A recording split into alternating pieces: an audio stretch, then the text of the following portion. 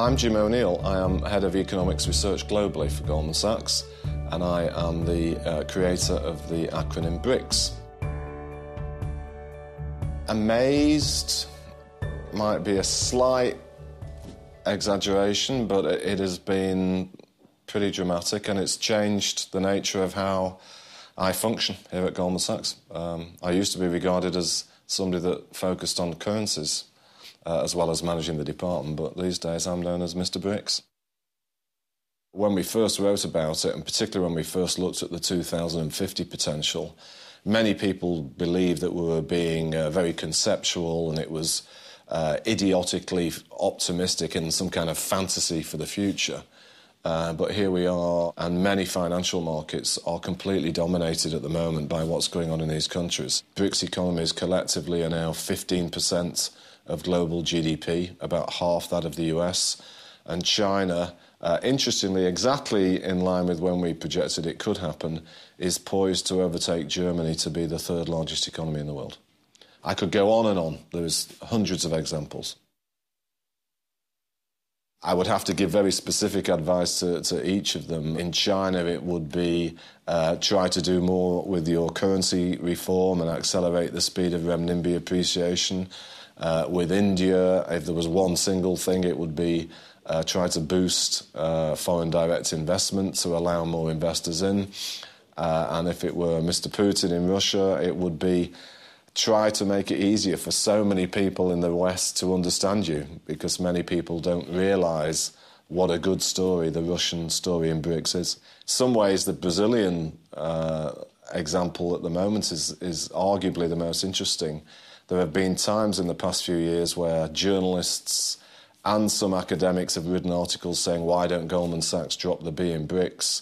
But in the past 6 months, there is growing evidence that Brazilian economic growth is starting to accelerate significantly.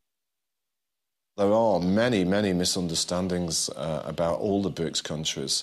Russia, I think, often leads the way.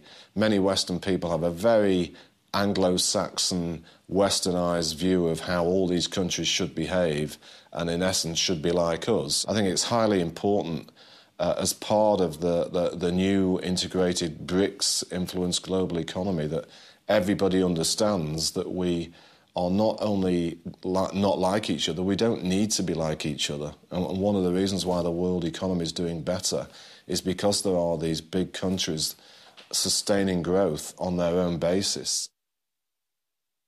China, for example, to become the biggest economy by another 20-odd years, only needs to grow on average by just over 5%, half what it's currently doing. India to become the challenger to the US, to become the second by 2040, only needs to grow by 6%. It's been growing recently between 8 and 9. And it's true for all of them. It's important that people realise some slowing in growth might actually be helpful for the sustainability of it.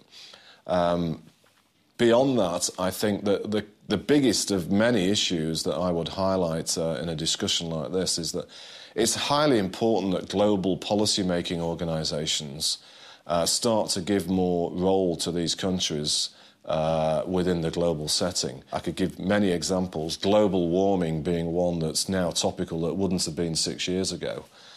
Given the demand for energy and growth of energy consumption in China and India in particular, there is absolutely no way we can get a solution to global warming without these two countries being involved. And to not have them as equal members of things like the G7 and G8 is increasingly preposterous, in my opinion. People should not think of BRICS as traditional emerging markets. I deliberately thought of the word BRIC, meaning that these four countries are part of the BRIC of the modern world economy.